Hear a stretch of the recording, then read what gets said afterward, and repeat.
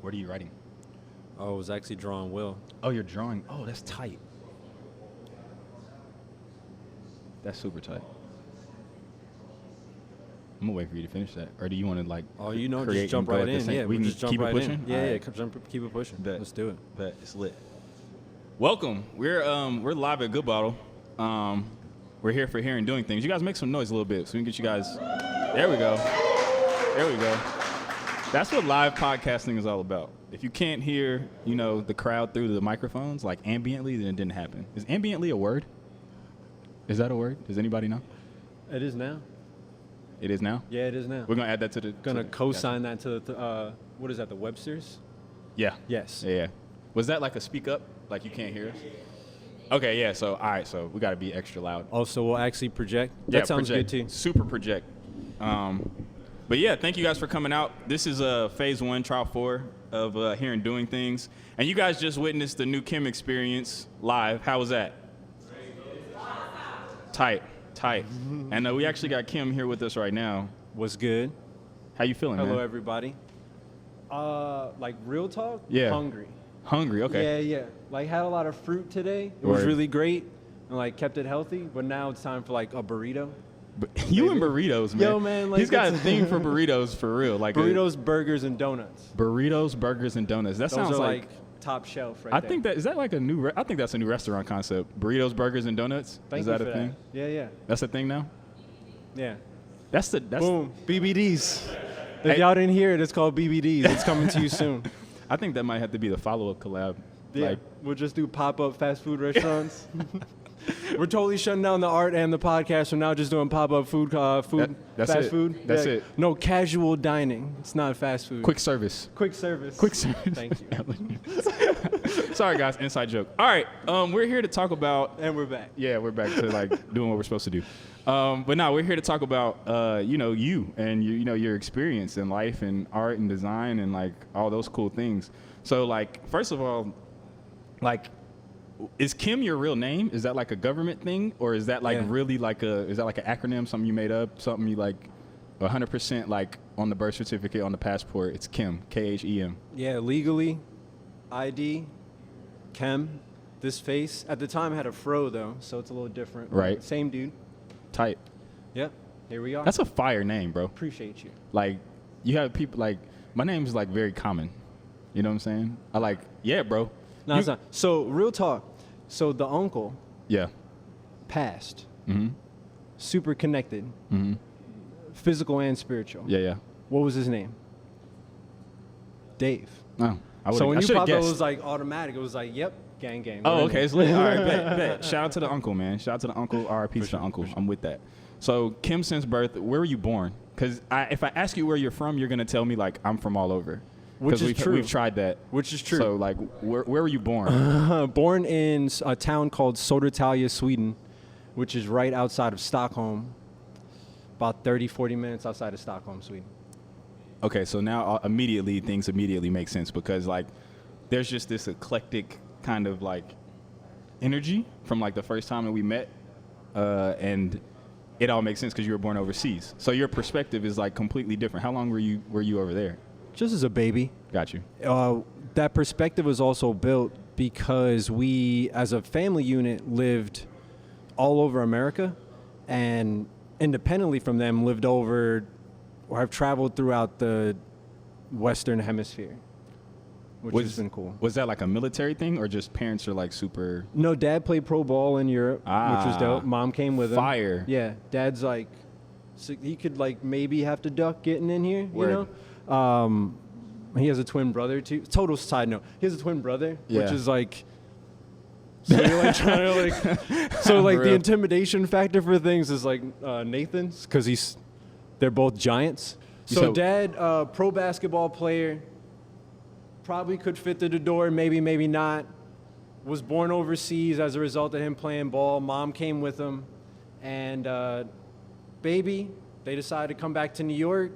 We bounced all around America, and after that was just traveled around a lot of America, a lot of Canada, and a little bit in Brazil independently, and in the West Indies and all over the place, and then decided to call Charlotte home. We can't go from baby to like decided to call Charlotte home, bro. Like, what are we talking about right now? Like, okay, so baby born, comes back. Like, what happens during the like middle school, high school? Where are you spending those years? And like, at what point does art kind of like tap you on the shoulder, like, hey, bro, like, oh yeah, you know what I'm saying? Okay, 2 separate questions. Gonna please For sure. do a I got you. reminder about the art question. That's why I'm here. Okay, 100%. Cool. You're a brilliant man. Appreciate you.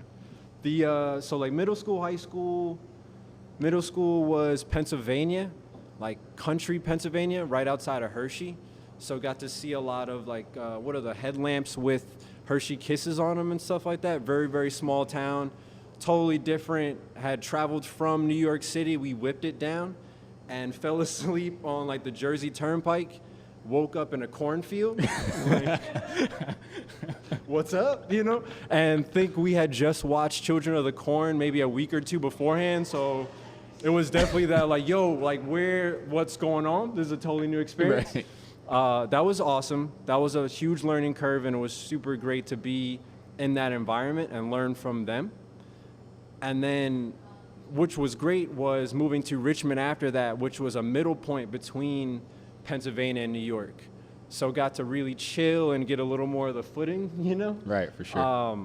Met some really dope friends. Met some really dope friends in Pennsylvania. Met some really awesome friends in Virginia too, that are still and that's in like the family. Middle school, high school? Yeah, starting to transition from middle school into high school. Okay. Right in between middle and high school, we moved back to Queens. So kicked it in Queens. How did you handle that transition, like moving so much as a youth or as a young person, like, especially like pre-social media and pre-like Yes. IG, pre-Facebook, pre-like find people on the internet that you used to know? Yes. Like, what was that like? Some phone calls, analog cameras. I love when people include like, the word of the brand during the podcast. Mailing stuff. Yeah, for sure. What else? Letters. You know, and to answer your original question, art has been around forever. So Tight. that was the consistent, and that's what was really great about moving to all these different places. Beyond having the family consistency, the art consistency that For sure. spread throughout. And For it was sure. easy to make friends when you're making art. That's true. You know what I mean? It's like, yeah, draw you. Yeah, what's Right. your name? You know, that's Right. what's up. Shit. What kind of music do you like? Oh, now we're here. Now we're friends. Right. You know? That's Oh, you like hip hop too? What's up? Yeah, that's like that's adolescence for sure. Yeah, for It's sure. those things. And That's pretty tight. much now. Yeah, there's like yeah, for sure. We For had sure. a conversation for like what, an hour about future. Yeah. You know, like Yeah. how future should be respected. Yeah. And then, For sure. and then 100%. friends were built from there. you know? Right. So you went to moving into like I guess kind of like college-ish, Syracuse, right? Mm-hmm. And you landed in graphic design, or was it advertising, or what was Yeah, the it was actual program? It was so graduated with a BFA in ad design, advertising design. Went there for illustration, and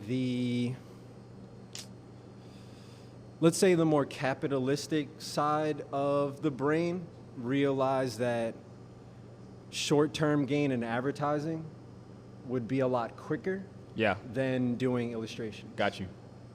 And since the student loans have been calling, Yeah, you know, mouths need to get fed. So the immediate choice was to get in advertising, and that's where it actually made a little bit of a transition into doing more writing.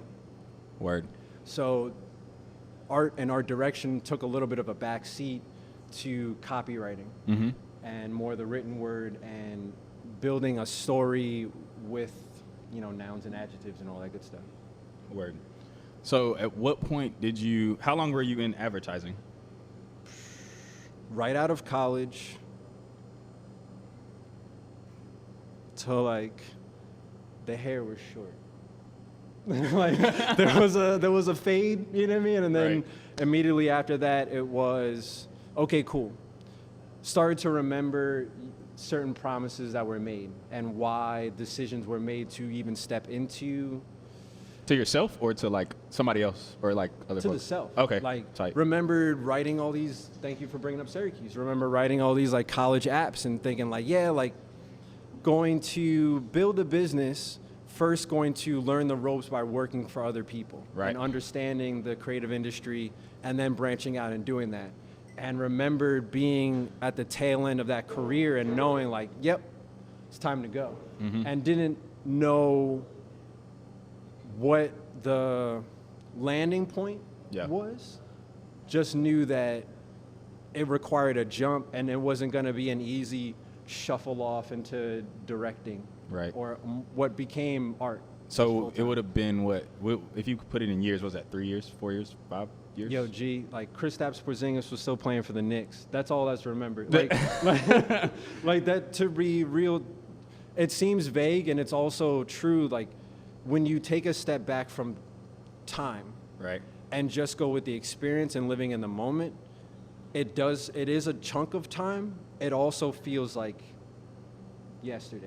Yeah. So it is hard to lock down exactly when things occurred because it was, okay, leaving advertising, oh, independent creative director, cool, directing commercials, cool, no, this isn't it, oh, no, oh, wait, no, oh, all right, well, maybe write a film, all right, no, that ain't it, all right, well, oh, maybe some art, yeah, this feels good, all right, cool, a whole bunch of different versions of the new KHEM experience, and then it was a sit down like, all right, what is the new metric of success? Yep.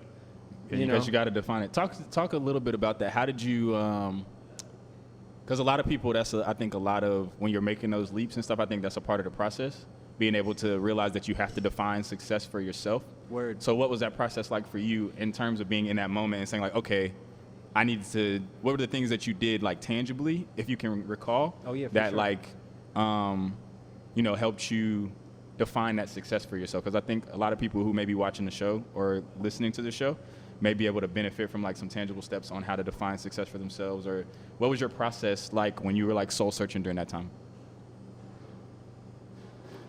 The first thing that happened was recognizing failures and just saying, okay, cool, we're here now, chills.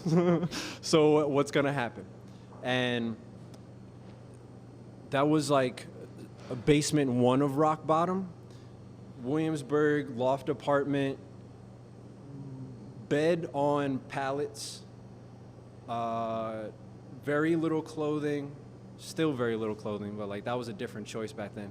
And like just like, okay, cool, there's paper, there's markers, and you have your phone with a camera, which has Wi-Fi, and that's pretty much it, because you can't afford to pay your phone bill. So let's pop, let's crack, let's do what's popping.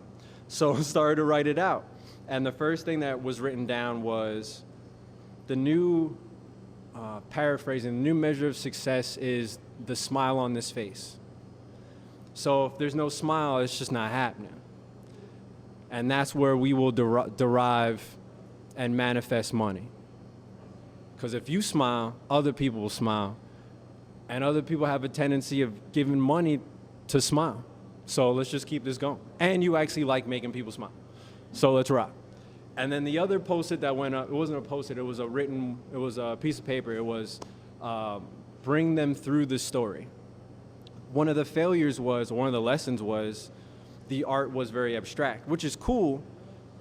For this purpose, it was about telling a story. So in order to tell that story, I had to really go in and tell that story. So then it became a realization of, oh, yo, you gotta really tell the whole thing. And with that, it's like when you pull out a whole bunch of wires from your pocket and you realize like, oh, no, you got to sit down and really like untangle this joint. So sat down and really started to untangle it. And at that point started to realize like, oh, there are certain words and terms for the things you're dealing with, such as anxiety, such as depression, such as suicidal thoughts. Cool.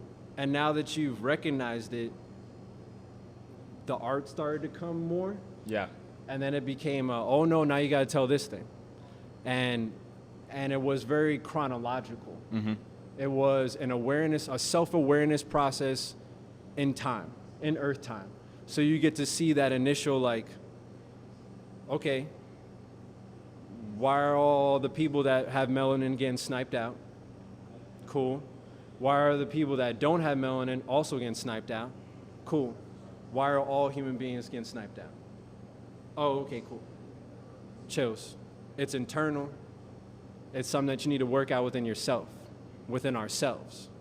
So in order to actually do that, you have to figure your own stuff out. In order to make progress, you have to figure your own stuff out. Cool. So that became interlude in chapter 2 and chapter 3, and then really starting to understand and go through that finding of peace and what that even means for self. So you could say, it sounds, because you said interlude chapter 2, so I think that relates back to the visual. Yeah. So you literally created this visual as you were going through this process, if Yes. I'm understanding And it was without, the parallel. like, it wasn't until the end of the new KHEM experience, like the first chunk of it, that said, oh, maybe this is a film.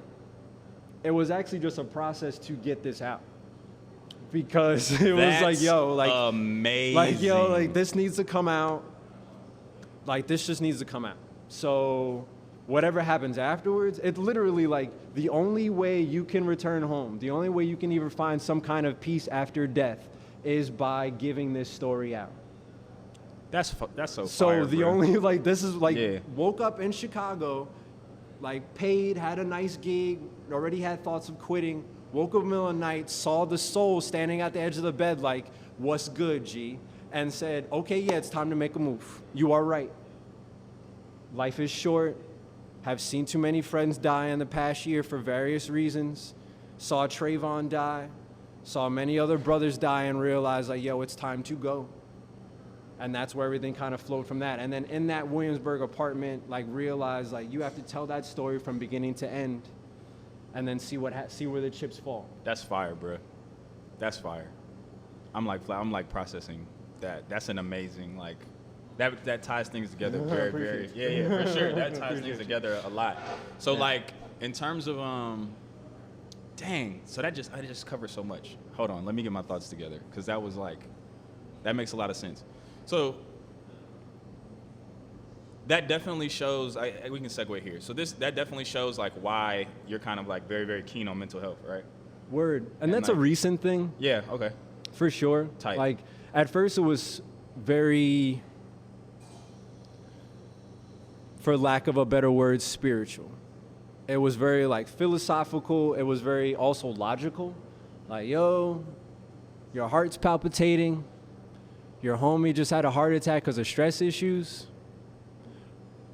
Perhaps it's time to chill out. Perhaps it's time to make a career change. So, and then it evolved into it actually became a door to walk through, an opportunity as a means of service to speak about mental health, period.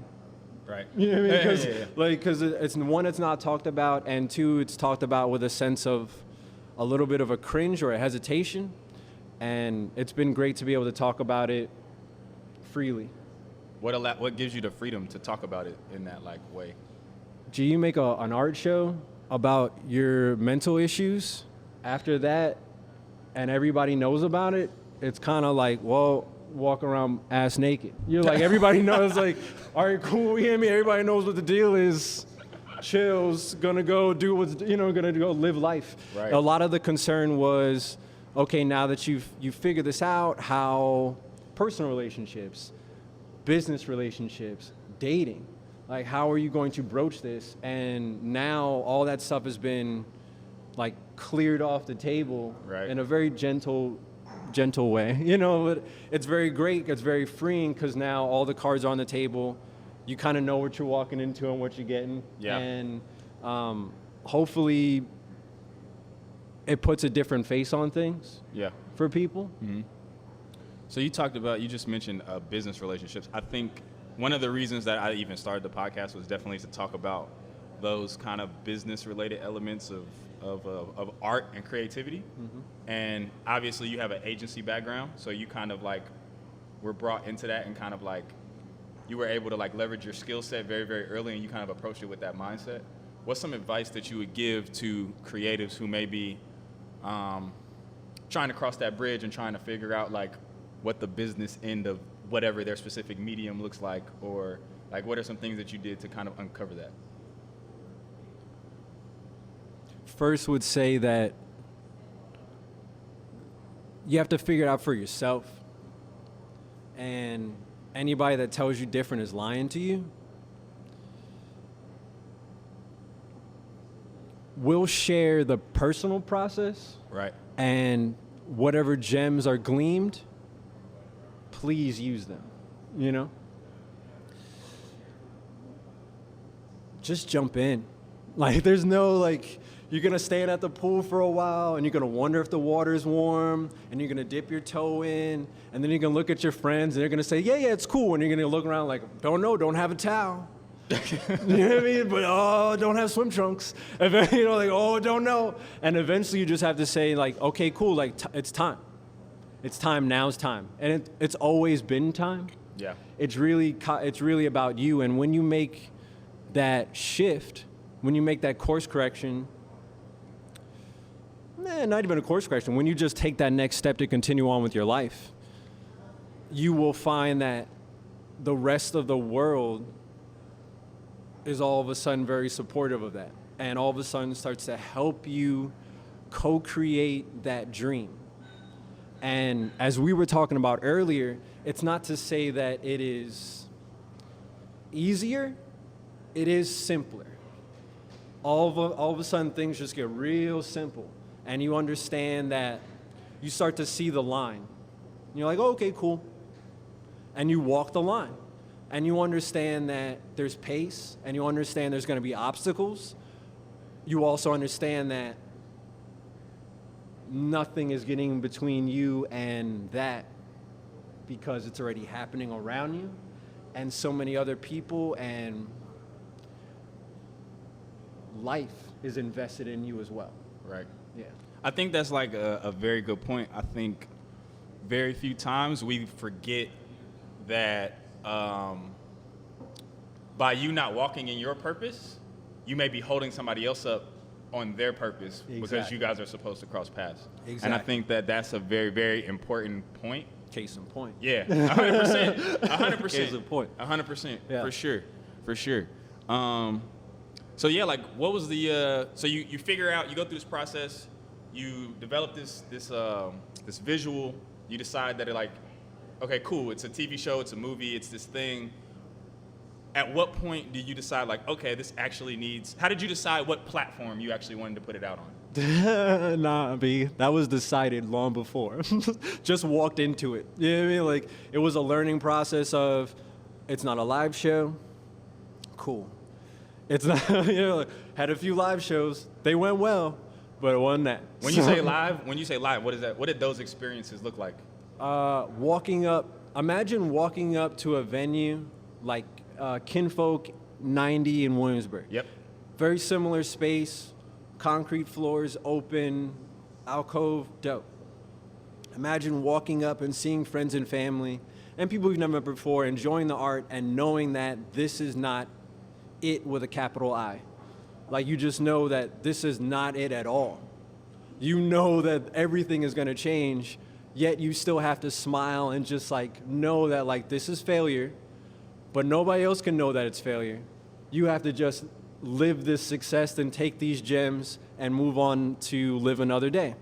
So it was a live show for a few, would show the print work and had moving pictures in the back, and quickly began to understand that human beings are now trained to see lights moving.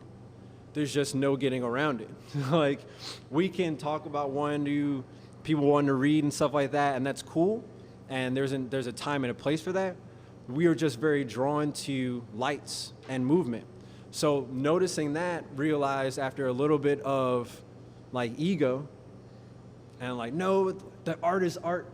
Right. It must be printed. It must be put on the wall for people to enjoy. I'm like, nah, G. Take a picture of it, put it on the wall, let it move, put some music behind it, and call it a day. Good. Yeah. And at first, it was dope. Would sing with the mic, would sing the poetry with the mic, yeah. And the homie Paul would play the music electronically, which is a great experience. And then after a couple more chapters, quickly realized that like that's a lot of talking, and you don't like talking that much. Like a little bit to people, one-on-one is dope. Like every day doing that, nah, G. So that was just tiring. So realized that it was better suited as a production. Yeah. So then it became, was it a festival thing? So it became a traveling thing. Did some shows in Brooklyn, did some shows in DC, did a show in DC. After the show in DC, bounced to LA, had some meetings that didn't happen, but stayed there. And got to see Echo Park and Highland Park and eat some dope burgers and burritos. Burgers, burritos, and donuts. Burgers, burritos, and donuts. And donuts. BBD all day. Hashtag it happened. Is that that hashtag sound? Never mind. Definitely put on. It was like, okay, maybe because it's vegan doesn't mean that it's still healthy. Right. Quickly learned that lesson, which was awesome. And then flew back to New York and realized after the failures in LA, knew that it's not a live show to be signed. And called up Paul and said, you know what, we're just gonna take it straight to the TV stations. And you could hear the pause on the end, like, you gonna do what? Like, it was like, yeah, we're just gonna take it straight there. And he was like, all right, G. So went through all the Rolodex, all the production friends and acquaintances and loose uncles and connections and cousins, and just went through and called everybody. And got to some nice networks, and then called all 200, 300 of the PBS chapters across the earth. And North Carolina was like, yeah, let's rock. I'm like, okay, cool. Yeah, and then that happened. Were you already here?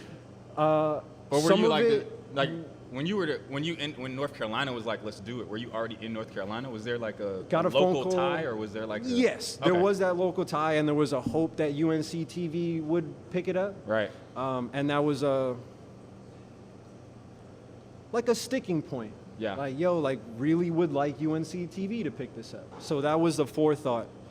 So when they did call, was in New York at JFK or LaGuardia. I think it was LaGuardia.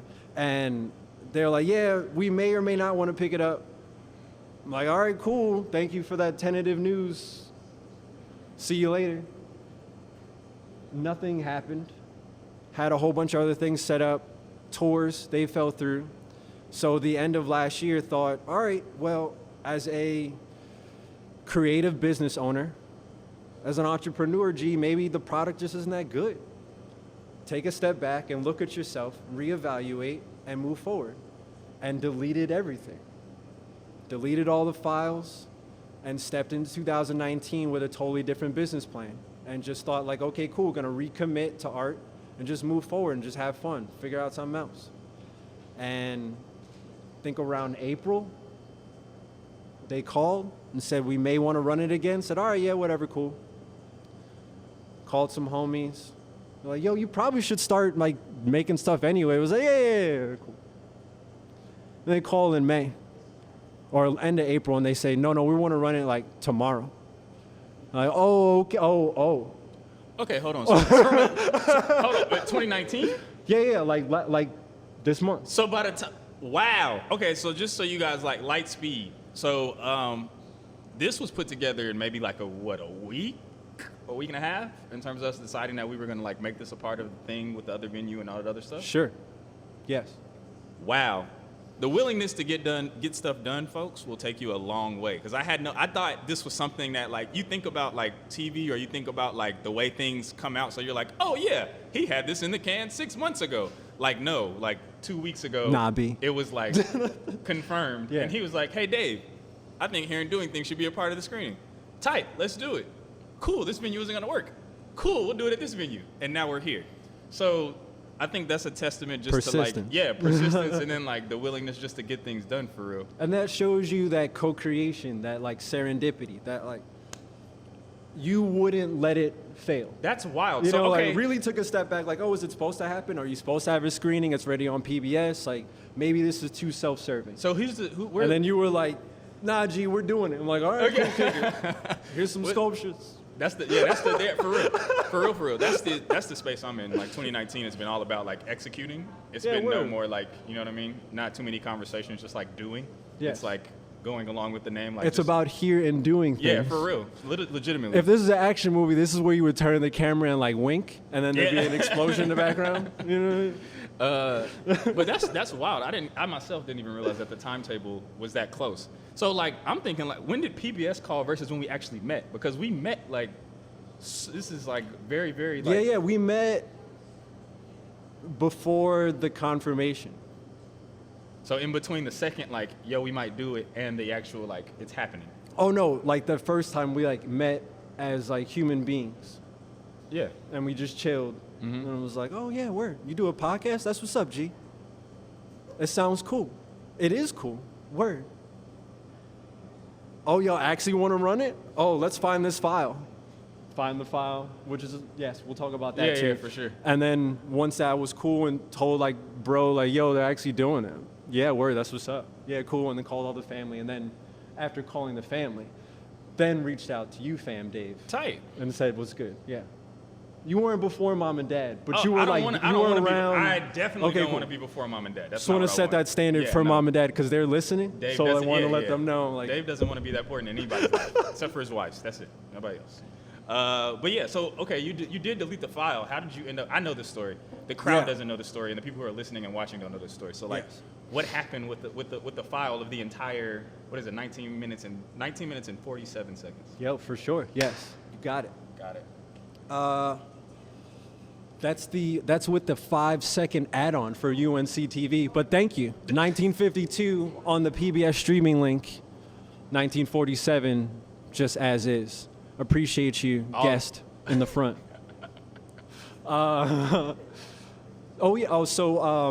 Quickly realized that the file, they need to have the file because they said they need to have it now.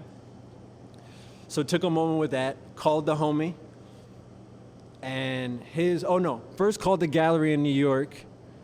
Their computer was broken and was in the shop. Dope, cool. Called the homie in the Bay because he had the whole file. Him and his wife had watched it and enjoyed it and was chills. His computer is broken. They no longer have that computer at all. Slight panic. Okay, cool, word. You know who will have it? Paul will have it. He did the music for it. Of course he'll have it. Hey, Paul. Yes. Let's catch up. Chills. Oh, you only have half the file. Well, guess we're only getting half the show. Chills. Like they have this much and this much. Cool. That's a new KHEM experience now. So sat around for a while. I was like, well, maybe it's not supposed to happen if not doing the whole thing. Chills. Looked on iCloud. Found the movie poster. Like, man, that's a very large file for just an image movie poster. Just click on that. Oh, it's the whole movie. All 19 minutes and 47 seconds of it. Well, maybe this is supposed to happen. Cool. So send it over to PBS, and then that's what happened. Boom. That's crazy. So all hope is lost, and then iCloud comes in like Yeah, for super sure. clutch out of nowhere. Technology is amazing. Yo, for real. Because it had it been like true analog, Right. y'all would have to go to like different cousins and aunts and uncles' houses to see the new KHEM experience. It's just hanging up on walls right now. Right. For sure. So like, now that this is done and out, and like you're like creating sculptures consistently and like sketching a lot, like where do you see your work going now that the like new KHEM experience is out and people are experiencing it and interacting with it and it's in the world? Like where do you see, or do you see yourself like maybe doing more of these, taking this on some type of tour, or do you see yourself kind of like, are you just kind of like on to the next, like what's your thought process like as it relates to your body of work right now? Thank you for asking that. Truth be told, that has been a continuous balance of being in this moment and knowing that the work that's coming through this body is copper wire sculpture. Cool. At the same time, understanding that the new KHEM experience now has a life of its own and must be respected and given the time and resources as well, and energy and love. So, yes, as opportunities come up, would love to continue to show the work to everyone, you know, globally, for sure. Have bags will travel. For real, have bags will travel. And that's how actually this thing was made. It was made on the road. It was made in Atlanta. It was made in Georgia. It was made in LA. It was made in Chicago, a lot in New York and Brooklyn and Connecticut, you know. And a lot of the sculptures, that's how they're made too. They're made in transit. Prefer that in some weird way. Like like having the home base, like being able to make art on the road, because it changes your perspective and the people that you meet, and then starts to influence your work. And that builds a momentum as well. What's that, law of inertia? You know, like yeah, moving, for sure. You know? So, and with that said, would love to expand the sculptures. Would love to, the goal is, the aim, not even the goal, the aim is to now build 15-foot, 30-foot sculptures out of copper wire in those same models that are in the back. As well as utilizing those sculptures with the new KHEM experience to have an overall, like, fifth dimensional experience. So as you're walking through things, you're experiencing visually as well as seeing these giant objects and stuff like that too, to tell the whole story. Right.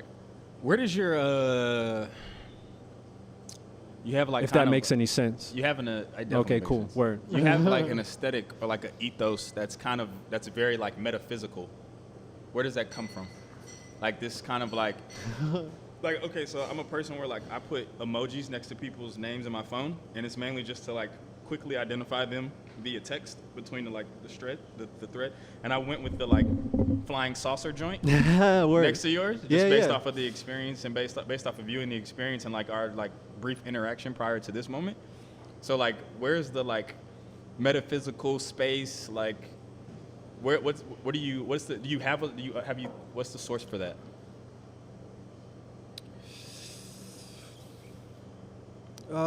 So different people say different things. You know, people say the kingdom of heaven is within. Some people say Zen or Chi. Some people say Ka or Ba. Some people say Ashe. Some people don't say anything because it goes without saying. And that's where it derives from. You know, and it feels like as long as it's like, if there was a thread that was just like through and it just hit right here in the heart, and just kind of dangling on it like a puppet and moving and grooving and moving throughout life. That's basically what it is. And getting that charge through that. Word. Does that answer some of it? It does, kind of.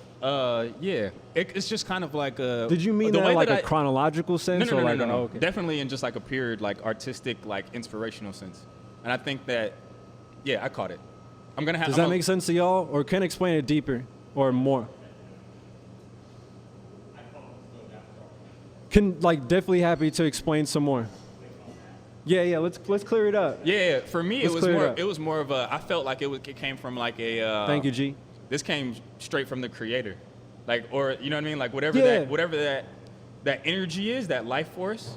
Like it's just being strictly inspired by that. Like it's something very, very innate. That was my interpretation of what you just gave, and I may find another interpretation when I go back and listen. So. And also hope that like other people who are listening understand that that's a personal thing too, man. Like everybody has their own connection, and whether you call it the creator, whether you call it whatever you want to call it, you know, like however your experience is, that's what makes you who you are, and that's what makes the experience what it is, you know? So it's also hard to quantify that, because sometimes it doesn't even feel like a thread. Like a lot of times it feels like you know when you go into the ocean and you can actually feel the ocean around you? Imagine if you're out of the ocean and you're just standing in life and you can feel life. You could feel the air, you could feel the current. There's a certain current to life and you could feel it flowing. And like, if you're just still, you know what I mean? And that's kind of where it comes from. And it's remembering like, get back in that still, get back to being. Very real. Does that help? Yeah, for me, does that word? Chills. yeah, word. Tight. Word. I think these last it's like 8:45. So like for the next 15 minutes, if there's 15 minutes worth of questions, we'll take questions from the audience. Whether it's about the visual, about things we talked about, anything, just want to get you guys involved. This is the part that people who like listen and watch the podcast. Like tight, you know what I mean? I guess like, not necessarily watching the you podcast. live wild and free, G. You know? But yeah, maybe definitely watching the podcast. Either way, people who listen and watch are always kind of annoyed by this segment because like they're like, you need a mic for the audience, and I'm like, Is come it cool to the if live we like experience. repeat it like Alex Trebek? You can do that if you want. Appreciate But I'm you. always encouraging people to come out to the experience so that they can hear the questions. You can feel free to talk over this. But nah, that works too. All right, I'm cool with shouting from People the are audience. stepping up to the mic. Yeah, I'm cool. Just so everybody's clear. It's all good. If not, or not, either way. Well, we can't hear you, so. First time people are going to be on record. First time questions are asked on microphone here and doing Bottom things line is- live at Good Bottle. I'm probably the only white guy right here, right now. But KHEM is Don't know if that's true. my neighbor. Okay, we know each other for several years. I loved the art, and I'll tell you why. I'm Jewish. I'm white. I'm ex-law enforcement. So I saw bullets, I saw guns, I saw three eyes, I saw a culture bring into one in the art. I saw a white person with curly hair. I saw all that. It was amazing, and it made me feel good. I love the spirituality of it, and I'll tell you why. I'm an alcoholic, or should I say a recovering alcoholic. We talked about it. Ex-law enforcement, New York City cop. Already know, G. We already know. Because I questioned this guy as he's walking down this nice little neighborhood. I'm like, all right, so what's this black dude doing in my neighborhood? With the Stage a dread? little better now. So walking this dog named Roscoe, who's all of about the size of a forearm, Shout out to Roscoe. all black, Yeah. who's like maybe coming up to the ankle, walking through the neighborhood, chilling, and see Rich hanging out like, yeah, what's good, G? Please. Yes. So I challenge him, and not knowing, but I automatically profiled, and it was bad of me. It was so bad, but it was brought up in my in my DNA, and he cleared my head because in my DNA, being a Jew, I should not profile because 6 million of us were killed. And the last thing I should do is profile a cool black dude that made friends with me, and he sends me peace symbols, we text each other. He remembered me before I remembered him. So that art, being 56 years old and white, I understood every bit of that art because I was brought up in a culture that had hatred. So when I see that, and I see the third eye, and I see the specifics of it, you're like, fuck yeah, that's what it is. That's what it is. It doesn't matter if I'm white, I'm black, female, male. There's no. You can take your religion, you can do whatever you want with it, accept your life for what it is, and guys like us and girls like us, see, guys and girls like us can go this way, right? And then we can go this way. Okay? That's what it's all about. I'm happy. Awesome. Fire. I don't know how we follow that up, but anybody else? Any questions? Interactions? Do you mind stepping up so the podcast can hear you, T?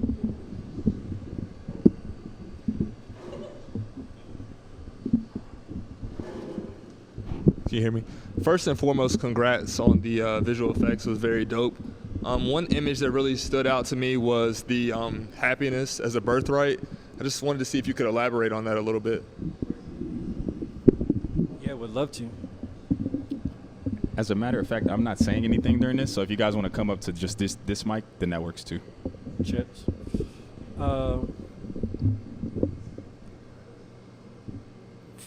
Okay, quick story. House, Danbury, mom and dad's house.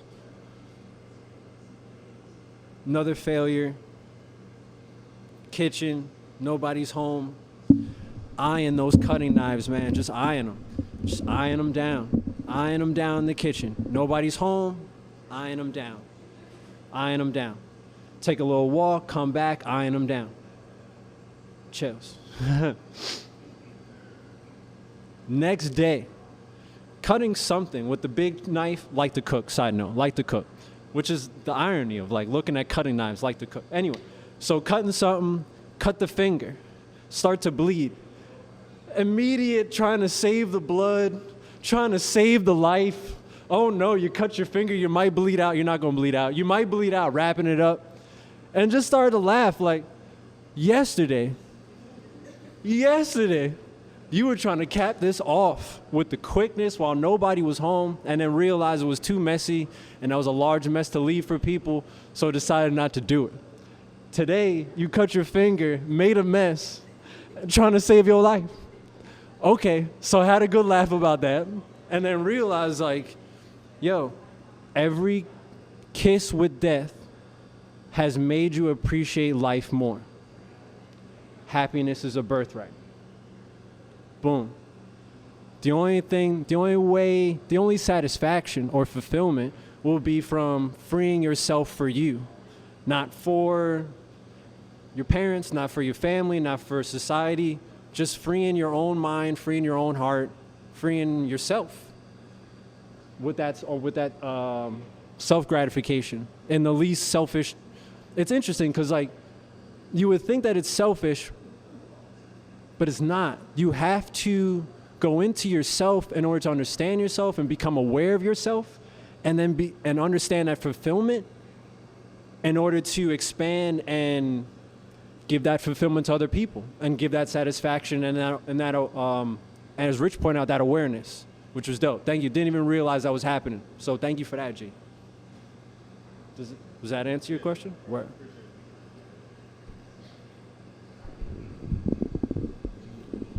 If anybody wants to yell out a question and not be on the mic, that's cool too.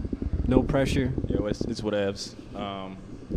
Yeah, questions, comments, concerns, feedback. Now's the time. What's your signature? Which one? The like KHEM? So the three-eyed smiley face, you know, the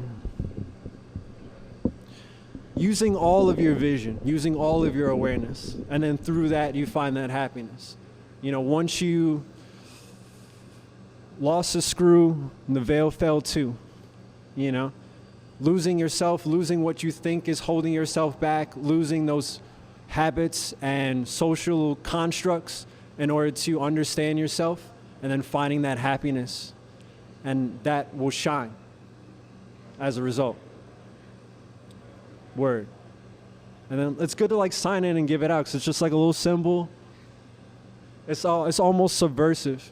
You know, love is revolutionary. It's almost hate is the norm. So being loving and being kind is revolutionary, and you start to see that spark in other people. And then they pick up that torch and carry it further. So it's good to sign it and, you know, on checks and everything. So people get a little, like to leave a tip and then like leave a check. And like, so people like, they get a little, to see it like light up somebody's face. It was immediate. It was like, oh, well, we're doing that all the time. Like, that's an immediate giggle. You know, why wouldn't you give somebody, like, why wouldn't you help somebody laugh or get a giggle, you know? So that's where the signature came from. Super tight. And it looked cool. Like, Like personal aesthetic satisfaction of like, oh, that's cool. Yes. Any other questions? Anybody else want to engage? Tight. I won't make it, you know, awkward or anything. What's up? We got one? Oh yeah, for sure. So you were discussing mental health and just to Yep. May is Mental Health Month. Yep, mental. Yep. So, what would you say for someone that is coming out of college and having stress of paying back student loan and getting like that's pressure on them? Based on the experience that you've had, what would you tell that young man? One, to figure out what works best for them and what their financial aims are. And also realize, like, they're always going to ask for money. That's real. That's real. That's real. And it became a prioritize of the money that could go to student loans could also keep your phone on. Your phone is what's actually paying your bills with all the apps, the phone, social media, all the things. So you're going to turn your phone off to pay the student loans 1 month, which is really like a drop in the bucket, or you're going to reinvest in self. And then that became a measure and metric of what opportunities and resources and energy are used to reinforce in self. And as a result of getting that engine going, can now do all the things that need to be done outside, like paying back Navient and all the other things. And then also reevaluating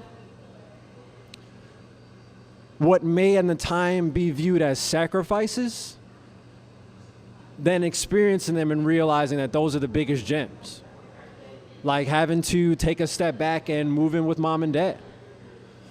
Or, like crashing and living on couches and beds for a while and waking up in Toronto and like a housing project on the East End and like, all right, cool. Like we out here, let's take some photos and make some art and meet some people and chills. And also to removing like whatever ego and just experiencing that, so what may have been viewed as a sacrifice of living out a backpack or a duffel bag for a while and stashing money that way became this really fulfilling experience. And the same thing with moving in with mom and dad, for various reasons that won't be talked about on the podcast. That's really family and specific.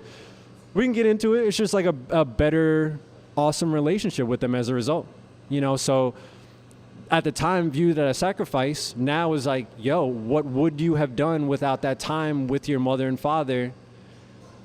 And in order to have that shelter where you can freely make art without any financial concerns. And that also goes back to the, like, viewing it as a product. It's like, to get the best product forward, certain overhead had to be removed. So it's a twofold thing. It's almost like diving into it philosophically and, with that dream in mind. And then as you're going through it, taking that wisdom and understanding it from a logical place to help make further business decisions that'll help you grow. Ladies and gentlemen, everybody give it up for KHEM. Word. Thank you so much. No, man, appreciate you. Thank you all so much for coming out tonight. It's really appreciated. Thank you so much for hosting. This is really cool. No doubt. And maybe we get that burger. Yeah, burger, burrito, and or donut. But now, before everybody heads out, before I stop this thing, Kim and I collaborated on a bucket hat. It's what's on the table right here. I'm really impressed at this. Now that I know the speed, I'm super impressed with the outcome of the collab, even that much more. Yeah, for sure, G. For sure. You're for sure. Yeah, that's insane. He showed up oh, there's hats. I was like, oh, word, there's hats? Dope. Oh, they're printed. Oh, word, they're printed? Oh, there's one for you. Oh, there's one? Oh, well, here we go. But nah, for sure. And each hat that's bought here comes with a custom sculpture. One of the toy sculptures. Actually, one of the first six. One of the first six love seeing eyes that have been made. Tight. So you buy a bucket hat tonight, you get a sculpture that goes along with it. Bucket hats are $35. We got 6 available tonight. The other 6 are going to go online. We got some friends and some homies and stuff in states that couldn't be here, so we want to make sure they get an opportunity at it as well. So yeah, we got other T-shirts for sale, other sculptures, and other art for sale. Thank you guys for coming out to Here and Doing Things. And yeah, Phase 1, Trial 4, Here and Doing Things with KHEM, new KHEM experience.